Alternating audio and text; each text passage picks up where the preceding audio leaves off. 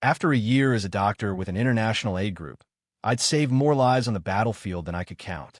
My first day back in the States, I was called into an emergency surgery for a massive hemorrhage. The patient was my fiancée.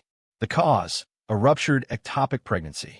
Clutching a cold scalpel, I performed a hysterectomy on the woman I was supposed to marry.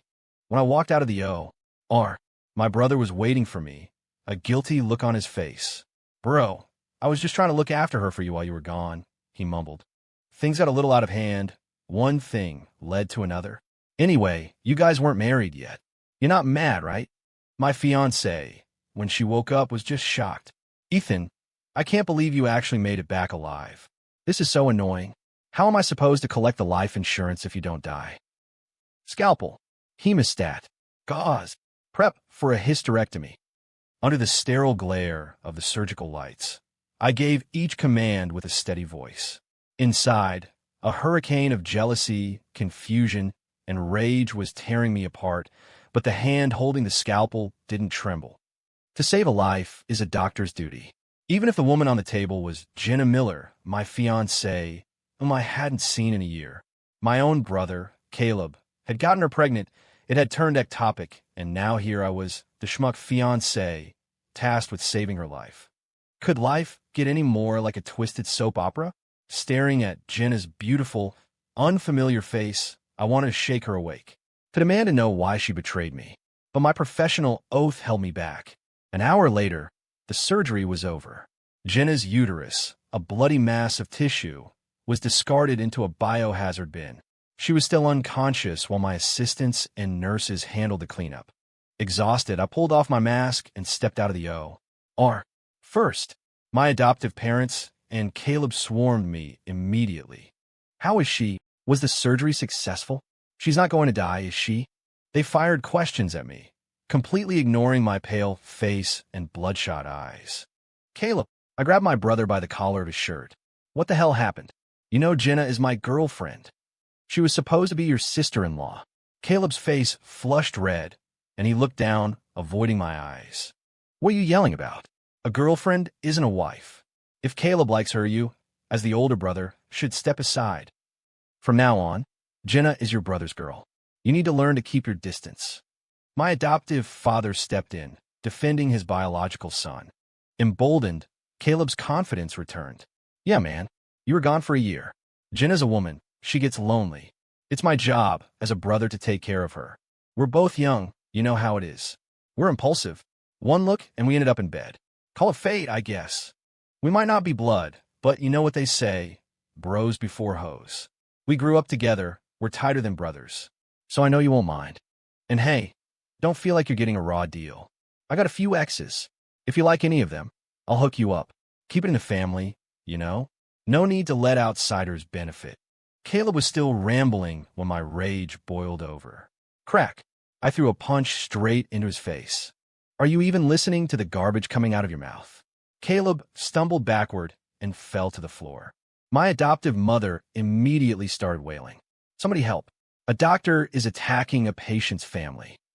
My adoptive father lunged at me, slapping me across the face even harder than I'd hit Caleb. "You ungrateful bastard. You snake. If we hadn't taken you in, you would have starved to death on the streets. Caleb took your girl? So what? If he wanted your life, you'd have to give him that too. You owe us. You owe the Parker family. Now, apologize to your brother."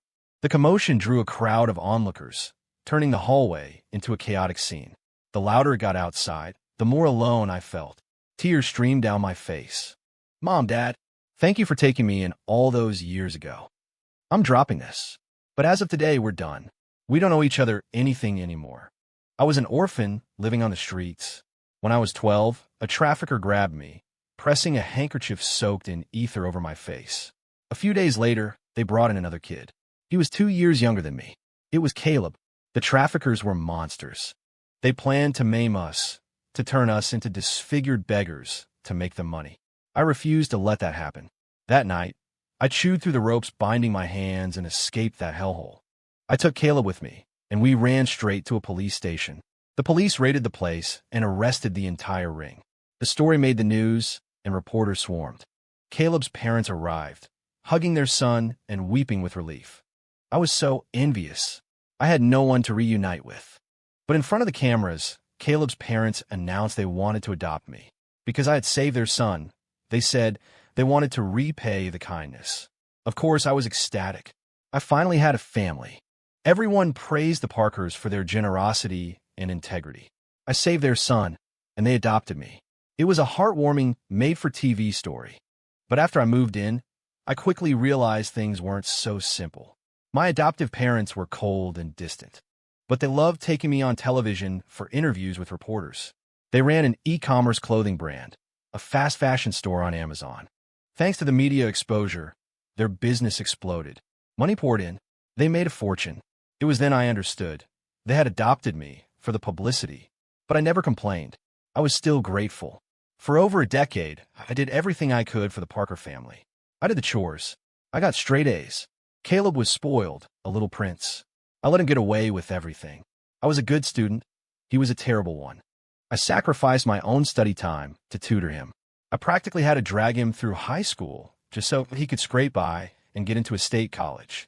After I turned 18, I started working part-time jobs to support myself. Even after Jenna and I started dating and I wanted to save up for a house, I never once thought of asking the Parkers for money. Instead, I joined the overseas medical aid program. I can honestly say I've done right by the Parkers. I don't owe them a damn thing. Hearing me say we were done, my adoptive father got even angrier. You think you can just walk away scot-free after we raised you for over 10 years? Not a chance. Not unless you pay us $500,000 to cut ties. The hallway was getting louder.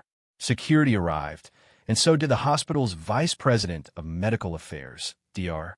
Wallace, his potbelly preceding him. His face was dark as he roared. Hayes, what's going on? How dare you assault a patient's family? You think serving a year as a combat medic makes you some kind of hero? Let me tell you, as long as I'm here, you'll never get ahead. My office. Now, Dr. Wallace had it out for me. He never missed an opportunity for payback. The reason was simple. I was too principled, and he was a corrupt leck. He was always surrounded by pharmaceutical reps. They showered him with money, gifts, and women to get their company's drugs into the hospital's formulary, where they could make a killing. A lot of doctors were in on it with him, a corrupt little club. I hated that kind of graft and refused to be a part of it. One night, I was on duty and heard a woman shouting for help from his office. Dr. Wallace, please don't. I sell drugs, not my body. Haha, who are you kidding? Everyone knows you little pharma reps are free for the taking. Come on, I just took some Viagra. I'm ready to go. Help me. Hey, this is my turf. You can scream your head off. Nobody's coming to save you. Wallace was laughing. The woman was crying. Plenty of people heard it, but they all pretended to be deaf. Only me, young and reckless, kicked the door in and landed a solid kick on Wallace's bare ass. I rescued the terrified, disheveled woman. That was the first time Jenna and I ever met. Inside Dr. Wallace's office, he was leaning back in his chair, a smug smirk on his face. Ethan, did you really think a year in a war zone would get you out of my reach? You're dreaming. As long as I'm at this hospital, you will never, ever get a promotion. After I'd assaulted him, I became a thorn in his side. He made my life hell. I got the worst shifts, the heaviest workloads. Raises and promotions? Not for me. But I didn't regret it, because that's how Jenna and I started dating.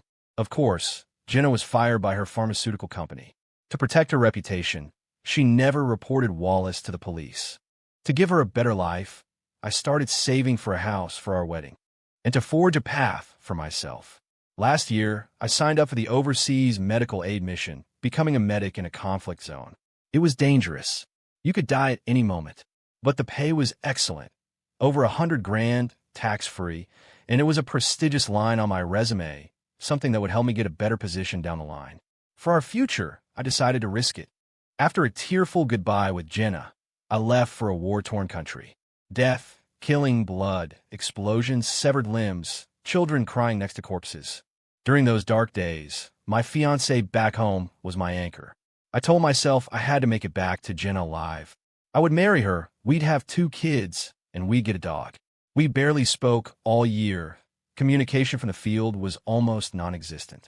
But my entire stipend, over $100,000, was wired directly to her account. I want to make her life a little easier, a little less stressful. Who could have guessed that the moment I returned to the hospital to finalize my paperwork, Jenna would be rushed into the ER with a ruptured ectopic pregnancy? I just escaped a literal war zone only to be thrown into a moral one. More than anger, I felt a deep, profound confusion. Jenna, I thought you were so innocent. How did you become this person? Ethan, I heard what happened. Ha. Got cheated on by your own brother. Dr. Wallace was gloating. I told you that woman was trouble. It was never me assaulting her. She was the one who wanted a role play. You didn't believe me, did you? Serves you right, you fool. Jenna was awake, lying in her hospital bed, scrolling on her phone. I pushed the door open. She finally looked up and saw me. Before, she'd been either unconscious or under anesthesia, so she had no idea I was the one who operated on her. She looked surprised. Oh, Ethan, when did you get back? A flicker of panic crossed her face before it settled into a look of calm indifference. Well, your timing is perfect. Let's break up. I'm with Caleb now, so you can stop bothering me. She said it so casually. Why would you do this to me? I was risking my life for you, for us. What did I ever do to you? I demanded, my voice a low growl. Since we're at this point, I might as well drop the act, she said with a smirk. Let's be real. I'm a user, a gold digger. The girl you knew wasn't real. Did you honestly think I didn't know that being a pharma rep meant sleeping with doctors? I was fine with it. I don't care who I sleep with, as long as the price is right. So why did I scream for help that night? Because I heard Wallace was into scenarios that he liked a little drama. So I pretended to resist, just to make it more immersive for the old creep. I mean, he's seen plenty of girls who drop their pants the second they walk in. I figured he'd prefer the innocent, naive type. Who knew you idiot, would actually burst in and kick him? The company fired me, and after that, no other doctor would touch me. You single-handedly ruined my income stream. I hated you for that. The only reason I put up with you was because I heard your family was loaded, worth tens of millions. So I went along with it, played the sweet, innocent girlfriend. But after a while, I figured it out. You're just the adopted son. The Parker family fortune has nothing to do with you. It all goes to Caleb. Marrying you would have been a total waste. Luckily, Caleb is an easy mark. He couldn't keep his eyes off me. I knew he wanted me. So, on the third day after you shipped out, you moron, I told him my pipes were broken and asked him to come over. I had him wrapped around my finger in an hour. Ha. Jenna laughed, a triumphant, ugly sound. Ethan, I seriously can't believe you made it back alive. I thought for sure you'd get blown up. Then I could have collected a huge life insurance payout. Ha. Her smile was twisted and cruel. You venomous. I raised my hand to slap her, but before it could land, my adoptive parents and Caleb burst into the room. Caleb's eyes were red with fury. You son of a bitch. I just found out you took out Jenna's uterus. How could you be so cruel? You're trying to make sure I never have kids. My adoptive parents were right behind him, spitting venom. Ethan, you monster. Ungrateful snake. You want to end the Parker family line. But the most hysterical one was Jenna. Her laughter had vanished. My uterus is gone. I'm not a whole woman anymore.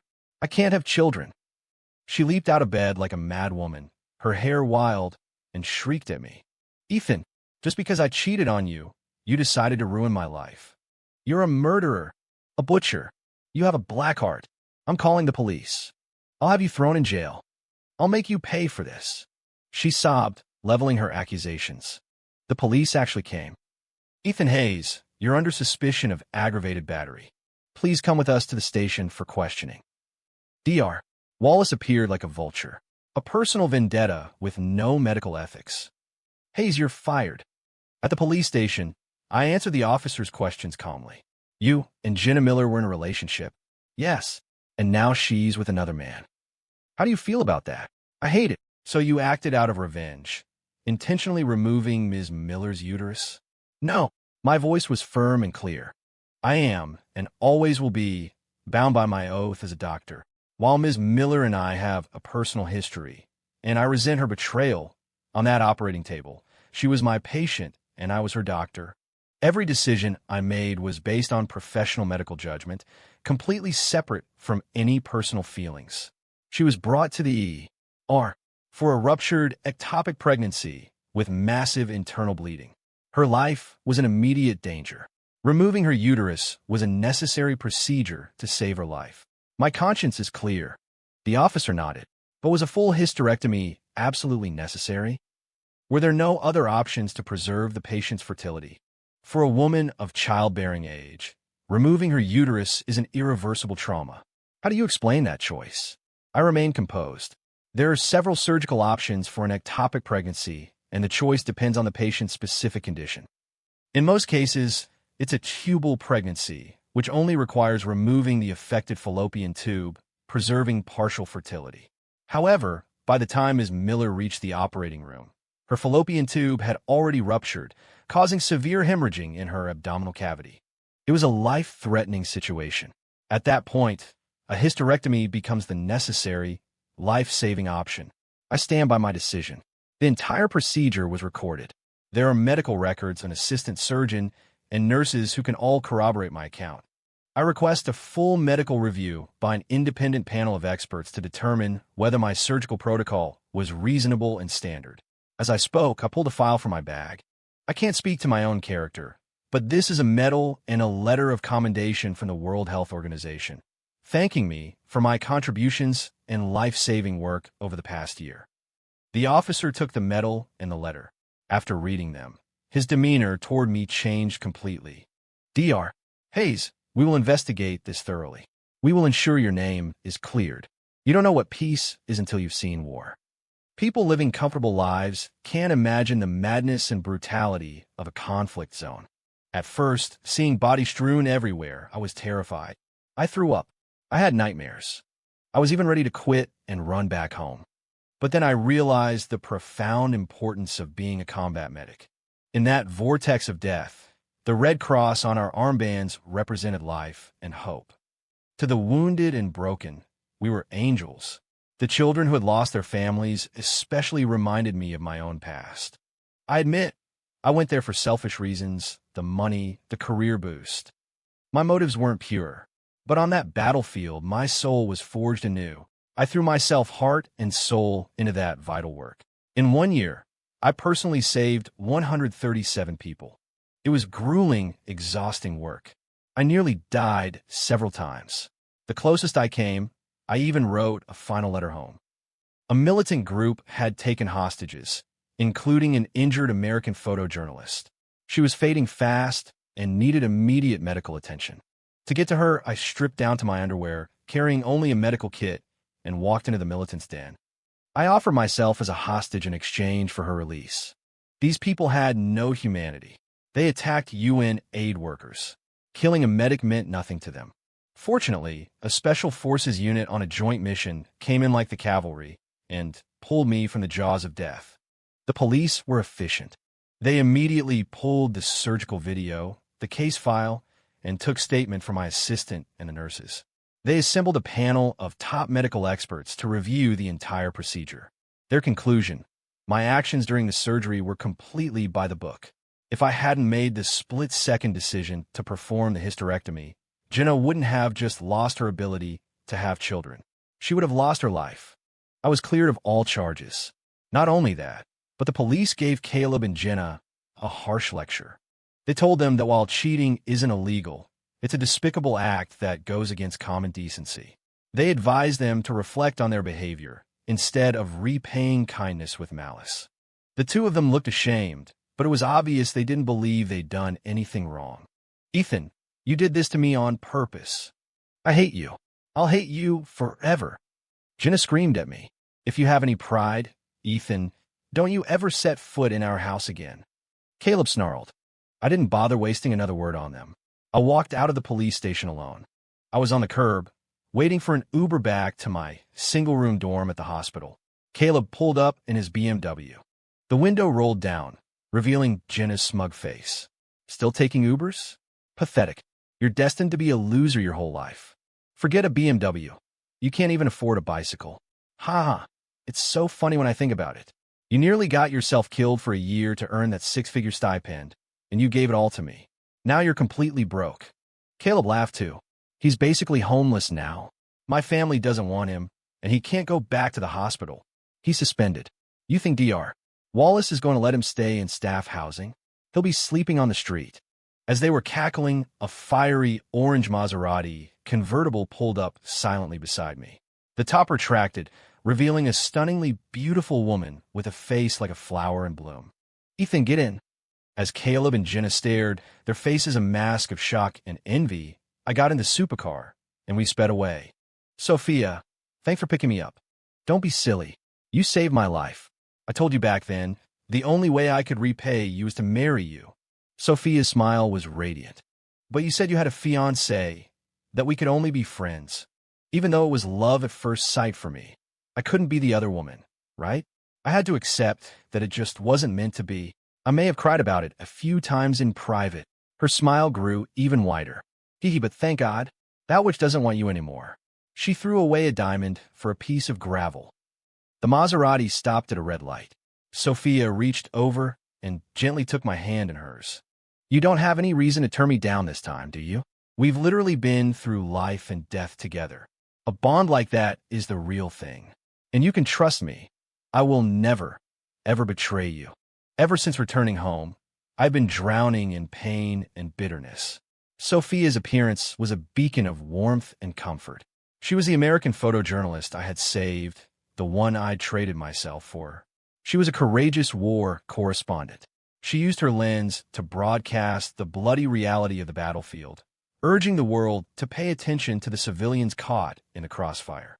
War correspondents and combat medics are both messengers of peace. So even though Sophia and I had only known each other for a short time, we were kindred spirits. It felt like we'd known each other forever, and I admired her even more than she admired me. After all, my initial reasons for going overseas were partly selfish. The money, the career advancement. My perspective changed over time. But Sophia was a true heiress. Her family was incredibly wealthy, with a net worth in the billions. Compared to the Van Cess, the Parkers were practically beggars. Sophia chose to be a war correspondent purely out of idealism, for her deep-seated desire for peace. Back in the field hospital, I took care of Sophia for over a month as she recovered. When she was finally healed, she confessed her feelings for me. She said it was love at first sight, and it had deepened over time. She wanted to be with me. Even though she was superior to Jenna in every conceivable way, I turned her down. I couldn't be the kind of guy who ditches his girlfriend the second someone richer and more beautiful comes along. I remained loyal to my relationship, and reality slapped me in the face for it. But when one door closes, another one opens. The humiliation I suffered from a traitor was soothed by an angel. Just as Caleb predicted, even though the police cleared me, Dr. Wallace used the incident as an excuse to keep me on suspension. He even had the locks to my dorm room changed.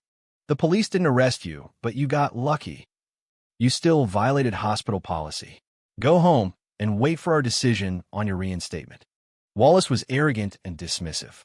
"Ethan, I know you can't stand me, but you know what I love? Seeing you despise me, but be completely powerless to do anything about it." He thought he had me cornered. In reality, he was about to hit a brick wall. Before I had even returned to the U.S., several major media outlets had already contacted me for interviews. Newspapers, websites, and television networks. Legitimate media, not just some clickbait blogs. I had turned them all down. The war had changed me, made me more reserved. I didn't want that kind of spotlight. But now, facing this injustice, I had to stand up for myself. I agreed to several exclusive interviews describing my year of saving lives on the battlefield. At the same time, Sophia organized a photography exhibition for me at the city's main cultural center. After I rescued her, she had followed me, documenting my work. There were pictures of me digging through rubble to pull out a blood-soaked young girl, me in the ruins of a building, bandaging an elderly woman injured in a bombing, me in a makeshift operating room made of plastic tarps, performing 7 consecutive surgeries on innocent civilians. The last photo in the series was of me passed out from exhaustion. Though I'm a surgeon, I did everything in the field. I even delivered babies. One photo showed me holding a newborn, a weary but fulfilled smile on my face. There were dozens of photos like that, not just of me, but of 8 doctors from all over the world, working together amidst the devastation, holding up a beacon of hope for life. Sophia titled the exhibition, "Doves in the Crossfire." My interviews were already getting a lot of public attention. The photo exhibition created a sensation.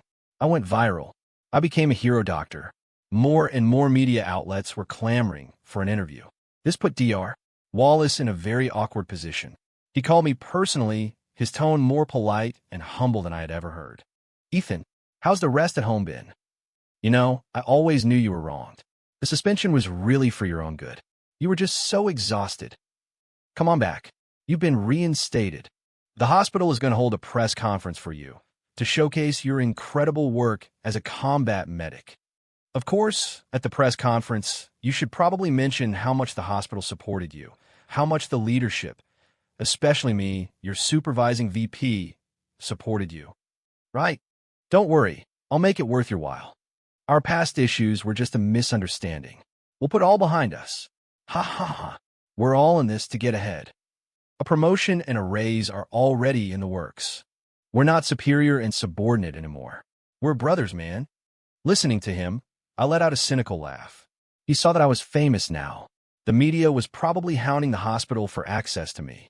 He knew he couldn't suppress me anymore, so he was switching tactics to bribery and co-option. He wanted to use my fame to polish his own image, to turn my story into a stepping stone for his own career. The man was shameless, a real master of self-interest. "Dr. Wallace, you're right. I am tired. I need to rest." "Ha. It's just a press conference. It won't take long. After the press conference, I'll give you a vacation.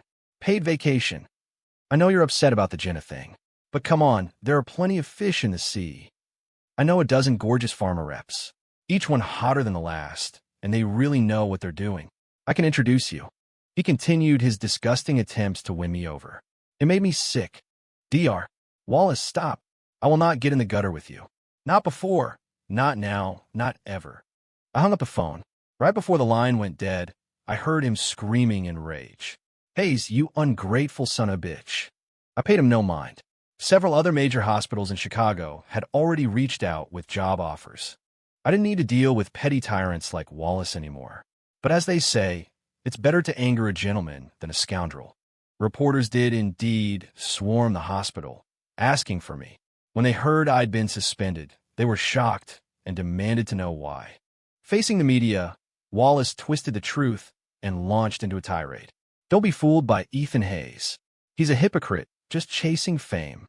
I bet all those battlefield photos are photoshopped. I don't believe for a second he actually risked his life over there. Let me tell you, the second this guy came back to the hospital, he was arrogant, insufferable. He was demanding a huge raise, a promotion. Talk about greedy. Oh, and he assaulted a patient's family, bringing shame and negative attention to our hospital. We cannot tolerate such a disgrace on our staff, which is why I fired him. I wasn't going to just sit back and let him smear my name. Before, I was a nobody. My voice didn't matter, but now I was a public figure. I had gathered plenty of evidence of Wallace's corruption over the years. I filed a formal, signed complaint with the state medical board. Then I posted all the evidence online for everyone to see. Wallace was stunned. He called me in a panic. "Ethan, Dr. Hayes, my friend, you're my hero. Sir, I was wrong. I messed up. Please take the post down." It's been retweeted over 100,000 times. Listening to him beg, I just scoffed. "You know, Dr. Wallace, I think I preferred you when you were an arrogant bastard." In the end, Wallace was put under official investigation. Over a dozen other people in his network went down with him. Everyone celebrated. Those parasites didn't deserve to wear a white coat. They had disgraced a sacred profession. As the story continued to unfold, more details about my suspension came to light. The fact that my fiancée, Jenna, had cheated on me, that she had gotten together with my brother, Caleb, and I had been the one to save her life, and that she had repaid me by trying to ruin my career. Then, the internet's army of sleuths dug up the news stories from over a decade ago. They found out I was the orphan who had saved Caleb. The internet exploded. I've never seen a woman so vile. That whole Parker family is trash. I remember that story from years ago. I thought the Parkers were so kind for adopting him. Turns out it was all a scam. Disgusting. The public outrage was immense. In recent years, e-commerce has shifted heavily to live streaming. The Parkers had gone all in on this trend, pouring all their resources into their live shopping events on platforms like TikTok. They paid for big influencers. They paid for traffic. They were starting to build some momentum, but the scandal completely destroyed them. Online, they were treated like villains. Their influencers couldn't even go live. The chat would just be flooded with angry comments from people defending me. Customers returned all their recent orders. Suppliers and distributors cut ties with them. The Parker family was in shambles. Ethan, please come home. We're family. Yes, it was all a misunderstanding. Families fight. Please come back. Help us with the live streams. Help the family business. If you don't, the company will go under. My adoptive parents found me, begging me to help them weather the storm. They brought Caleb with them. Smack! My adoptive father slapped Caleb hard across the face. You little monster. Apologize to your brother now. My adoptive mother scowled at him. Your brother has been so good to you. Without him, you'd be a disabled beggar. Without him, would you have ever even made it to college? So they knew. They knew everything I'd done for him. That just made my heart colder. Caleb held his cheek and pleaded with me. Bro, I was wrong. You can have Jenna back. Is that what you want? My adoptive mother added her own 2 cents. Ethan, that woman is useless now. She can't have kids. She's not good enough for you. She's a curse. If it wasn't for her, you two would never have fought. Listen to me. Come home. Use your fame to help us sell products. You'll make way more money than you ever would as a doctor. Looking at their ugly, desperate faces, I just shook my head and smiled. Whatever we had is over. Mr. Parker, Mrs. Parker, please leave. I closed the door, hearing them screaming curses on the other side. Sophia wrapped her arms around me. My love, don't be sad. From now on, I'm your family. My parents will be your parents. I held her tight, hot tears rolling down my cheeks. This time, they were tears of happiness. A few days later, I met Sophia's parents. They were wonderful to me and had no objections to our marriage. I started my new job at one of the top hospitals in the city. Everything was perfect. That afternoon, Sophia and I were at the supermarket. We had just parked when a frantic woman ran up to our car. Ethan, I was wrong. Please forgive me. It was Jenna. I hadn't seen her in a while. She looked gaunt and exhausted. The moment she saw me, she burst into tears. Caleb is a monster. He got tired of me. And then he said he didn't want me because I couldn't have kids, so he dumped me. My reputation online is ruined. I can't find a job. I have no friends. Even my parents have disowned me. They said I'm a disgrace to the family. I have nothing left. I only have you. I know you still love me. Can we get back together? Before I could say a word, Sophia stepped forward, staking her claim. I'm sorry, but Ethan is my husband now. You've lost him forever. Jenna stared at Sophia, her eyes filled with jealousy. You're just my replacement. He'll always love me the most. No, I never loved you, I said, correcting her. The person I loved was a fantasy, a pure, innocent character you carefully crafted. That wasn't the real you. I have Sophia now. She is my soulmate. I took Sophia's hand and walked away, leaving Jenna sobbing on the pavement. A crowd had gathered, filming her with their phones. But that had nothing to do with me anymore. She said she regretted it. But in this world, there are no do-overs. Later, I heard Jenna went to confront Caleb. She demanded a settlement. She said her uterus was gone because of him, and she wanted $10 million in compensation.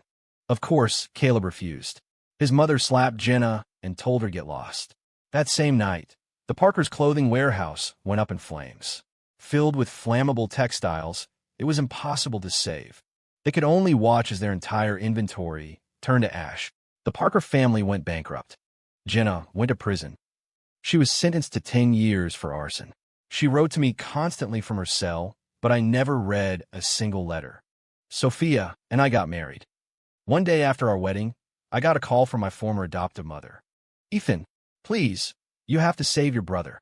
He got into a fight at a bar over some girl and got stabbed 17 times. They say you're the best surgeon at the hospital. That you're the only one who can save him. Please come quick. He's dying. I'm begging you. I'll get on my knees, Ethan. Please. Listening to her frantic pleas, I replied calmly. I'm sorry, Mrs. Parker, but I'm boarding a flight right now.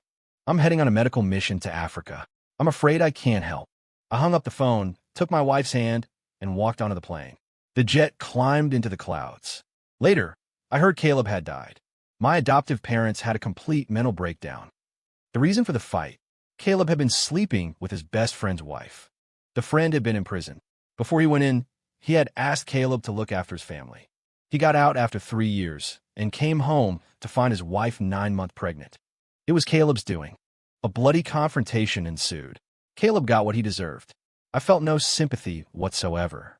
This time in Africa, I was once again a combat medic, and Sophia was a war correspondent. We were like heroes from an old story, traveling the world and doing good. I saved lives. She used her camera to expose the truth and call for peace. I became a renowned surgeon. She became a celebrated journalist. I was honored by the World Health Organization. She won the Pulitzer Prize for photography. But more than any award, what we cherished most was the fulfillment in our hearts. A husband and wife in the crossfire. It was its own kind of romance. Years later, looking back, I found myself strangely grateful to Jenna. If it hadn't been for her betrayal, how else would I have ever found my true happiness?